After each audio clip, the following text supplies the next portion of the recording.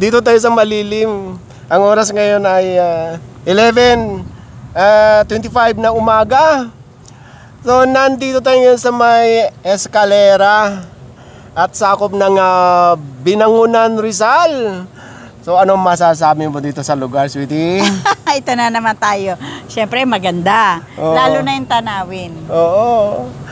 At bago tayo magsimula ng tour or ng lapangan, ay siyempre, sa lahat ng mga tatay dyan! Happy Father's Day po sa inyong lahat and God bless po. Oo. Happy Father's Day, Dada. Salamat. We love you so much. Siyempre, maraming salamat sa iyong pag-aalaga sa akin. At siyempre, yung mga ibang tatay din dyan at magiging tatay pa. Happy Father's Day po. Dahil nga Father's Day ngayon, ang dami ng tao sa loob. Puno na po. At hindi pa naman puno, mapupuno daw. Hindi lang Father's Day kung halimbawa ito naman nga tayo, galaan, pasyalan, ipapakita namin sa inyo ang isa na naman sa mga pwede nating puntahan or pwede nyong puntahan. Katulad nga ng sinabi namin kahapon, nasa Tanay tayo. At ngayon nasa Binangonan na naman. Ngayon pumasok na ako doon sa lobby. Ngayon yung restaurant na makikita nyo sa baba dyan, under construction. Kaya dito lang tayo sa taas. Pero ipapakita namin sa inyo, ha? Kaya tinawag na eskalera. Dahil, ayun, may steps doon. At hindi rin muna ginagamit para bumaba doon sa isang restaurant dahil under construction. Ngayon, bago tayo pumasok, kasama kayo, madali lang tumatagpuan dahil nasa Waze naman. Babaybayin nyo lang yung National Highway, dadaan kayo ng Taytay Tiangge. Dire-diretso kayo ng Binangonan at kakaliwa lang kayo dito sa street na ito na nakalimutan ko na at ilalagay ko na lang yung name. Tsaka alam, nagmamapa ka naman eh. Oo. Kaya hindi sila mawawala. Ngayon, at doon tayo mag-uumpisa ng huntahan pag-akyat. Ay! Oo. Hanggang doon sa gate ng East Ridge. Ito nga pala ay napaka-safe dahil ay nasa loob ito ng subdivision. Okay? Doon tayo mag-umpisa.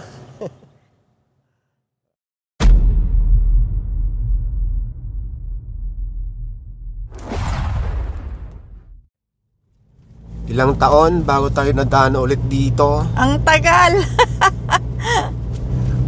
Mayroon na rin kasi tayong na-vlog dyan ng mga kapihan.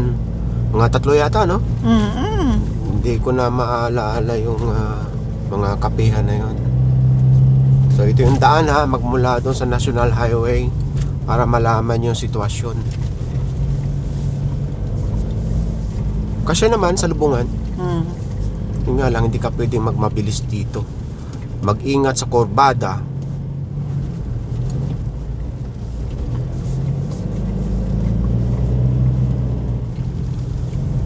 Englishin mo nga yan. Mag-ingat sa kurbada, mapanganib. Walang ganyanan, uy! Dito, maganda na ang view rito. Kitang-kita na yung Laguna de Bay. Yan. Yan, oh! Ay, mas lalo na doon sa nakalagay na, no, stopping na. Kasi dati, marami nagpa-park dito ng mga bike, motor. Nagpipicture. Ay, pero meron na pala dito kaya okay na. Mas lalo na doon sa pupunta natin, kitang-kita yung buong Laguna de Bay. Cityscape Cafe, bago to. Kitang-kita yung buong Metro Manila at saka yung Laguna de Bay. Ay, ang dami na pala talagang maraming bago. Kaya nga. Ito na yung gate ng East Ridge. Ano ito sa kanan natin?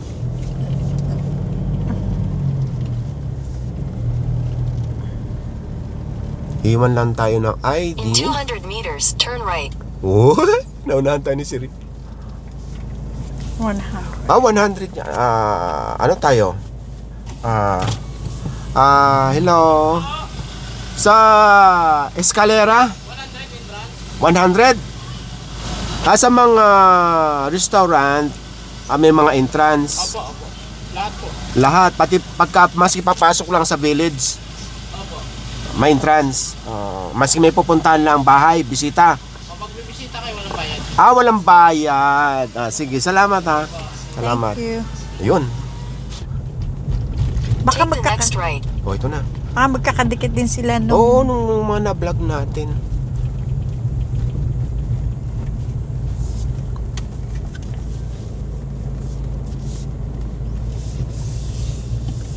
Continue for 800 meters.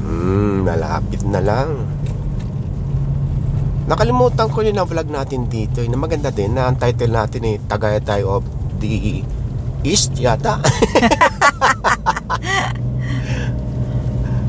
Sa dami, hindi na natin matandaan, ano? Ayan, Ipakita natin yung daan. Ito yung naka-vlog natin noon. Tingnan mo nga yan. Natik, sandali lang. Yung pangalan. Kaya nga, Oo. sandali lang. Yun. Coffee Rush.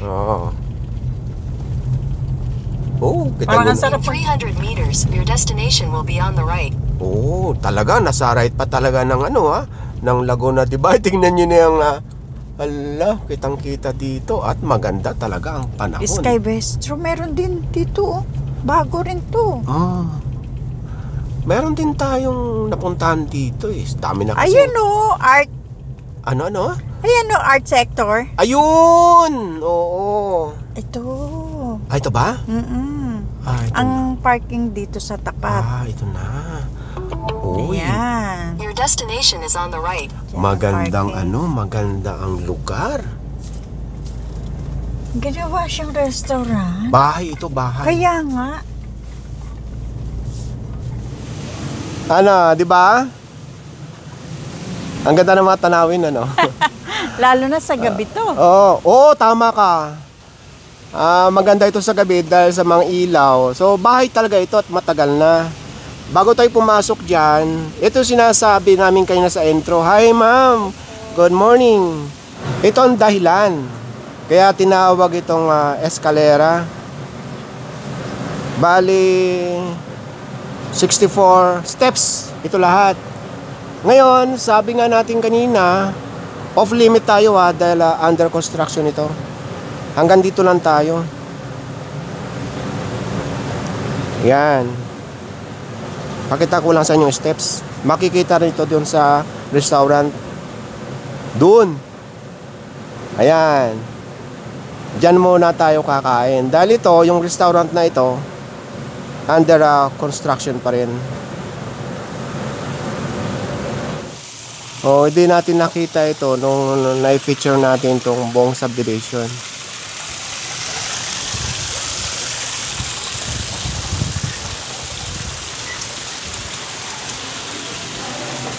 Hi, good morning. Good morning.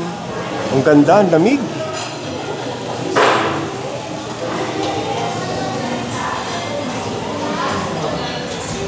Diretso na tayo dito.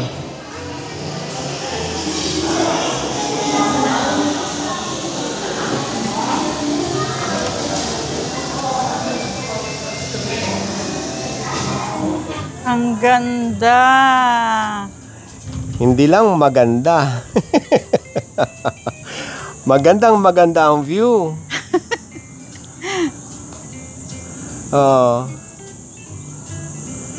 Sa gabi, marami dito sa labas, sa alfresco. Ayon sa kanila. Ngayon, dahil mainit, lahat nasa loob. Gusto mo Nalulula ako sa lalim. Ang dami na ditong restaurant. Yung art sector na yan, wala pang katabihan. Wala pa yung building na yon.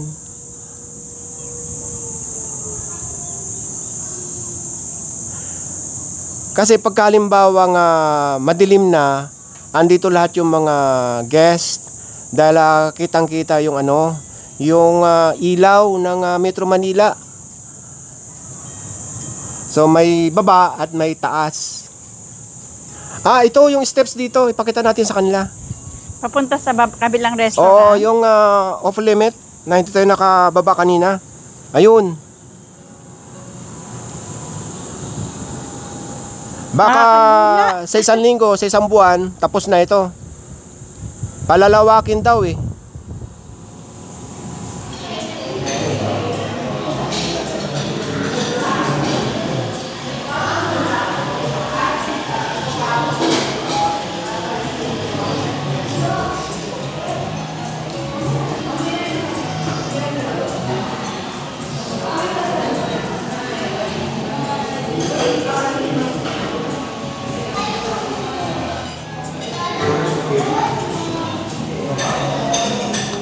Kitang-kita dito sa taas, pababa.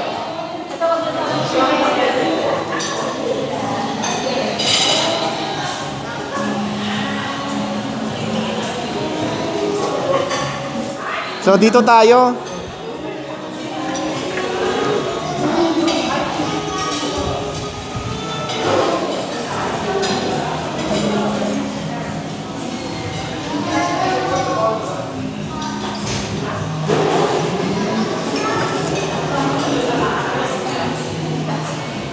Ang open itong eskalera pagka weekdays 4 p.m. hanggang 12 midnight. Oo. Pagka weekends, katulad nito, 11 ng umaga hanggang 12 midnight. Oh. Yan. At ang narinig niyan, pwede ang pets. Pets friendly po Oo, basta may diaper lang. Sa mga food naman, meron pang umaga, tanghalian, meron naman pang hapon. So, mix. At related nga sa pangalan ng eskalera, kalaan natin mga Spanish food ang matitikman natin dito. Katulad ng eskalera coffee. So, special sila sa mga coffee, sa mga drinks. Tapos, ilan lang yung mga main course nila, 7, di ba? Saka yung mga drinks. Sa mga method of payment naman, ayun mga sweetie? Pwede po yung cash, yung ganon. Pwede po yung kas-kas. So, lahat pwede. Cash. Kasi yung Gcash, may cash din, di ba? So, lahat ng cash pwede. Ano mas prepare mo, sweetie? Sa lunch or sa hapon? Sa hapon. Dito magdi-dinner. Dahil? Maganda ang view paggabi. Sunset? Pwede mag-dinner with candlelight. Oh, nabanggit mo yung ganyan. Ano pala dito? Lahat ng event, pwede. Oo, wedding, birthday, at kung ano-ano pa. Ginawa ko yung menu at dumating na yung order natin. So, yung mga drinks natin, ito nga hibiscus, guyabano, tapos yung mango passion fruit, at itong appetizer, ang tawag dito ay potato bravas. At itong lechong kawali, at yung beef caldereta. Lechong kawali with bagoong rice. Oo. So, topping siya, di ba? Ang tawag dyan. Okay, kain tayo. Tikman muna natin yung drinks sa akin itong passion, ano?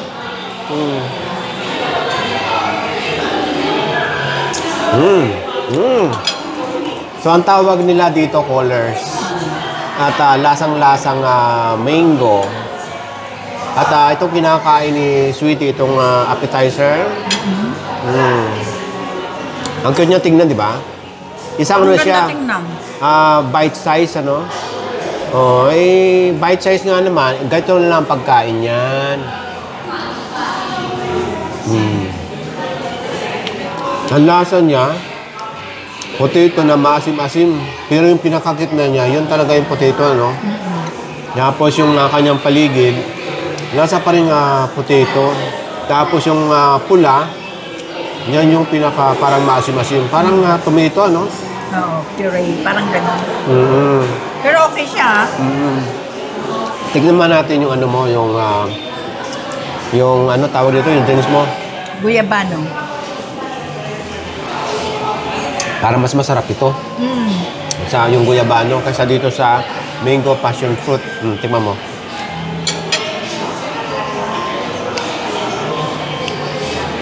Pareho masarap. Oo nga. Sabi ko, mali sabi ko, ibang lasa. Pareho masarap. Yung ang kagandahan ng rice nila na binagoongan rice, hindi matapang yung bagoong. Nagustuhan ko itong appetizer na potato bravas. Okay nga po yung lasa niya. Uy, crunchy yung ano nila. Isang kawali? Rinig sa barangay, Hindi ko muna lalagyan ng sauce.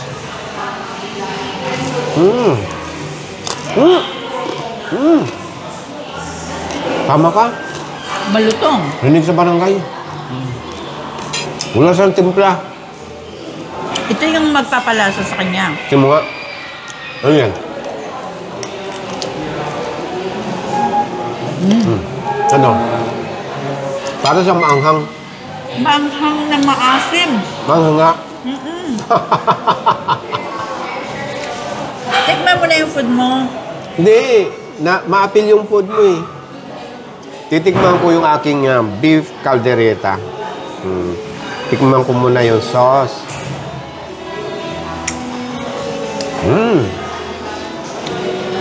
Parang ito yung hinahanap kong caldereta. Oh. Ang lasa. Yun nga lang, yung kanyang sauce, hindi malapot-lapot. Okay lang yun. Importante dyan yung lasa. Lasa, yung lasa. Saka yung texture ng beef. Kung matigas o malambot.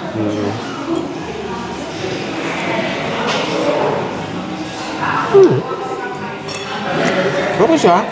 Gusto ko hindi masyado malambot. Yung Kaya nga. lumalaban ng konti.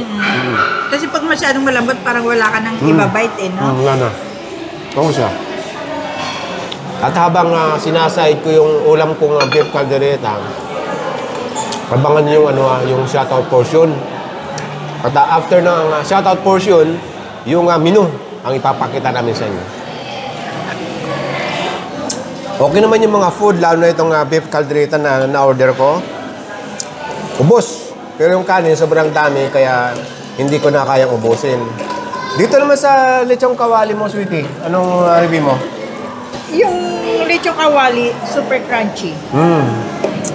Pero sa akin, okay itong ganitong anghang sa kayong manamis-namis. Yung asim, ang sobrang asim. Parang pinakurat na mahanghang.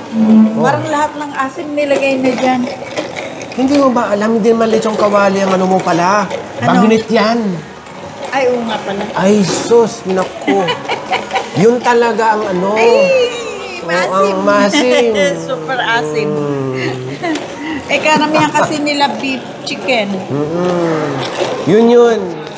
Pag lechong kawali ang order mo, lalagyan ka ng ibang sauce. Kaya nga. Halika na, shoutout na tayo.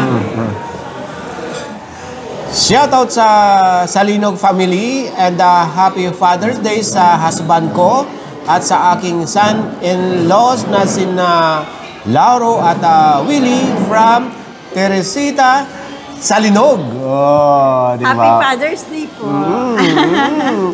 Shoutout kay Charmin Joy Salvador ng Bacoor, Cavite. Shoutout po.